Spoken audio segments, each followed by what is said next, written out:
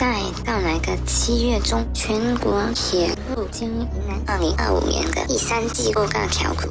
而我们的广州在此次调股之后，也就是2025年的7月1日，将所有的普速车次揭发工作全部转移至广州白云站。届时，广州火车站将只剩下6趟只发中档普速车次。而在2025年6月30日晚，最后一班离开广州火车站往京广线方向去的普速车次为29126次列车。为此，我将要乘坐离开广州站并抵达衡阳。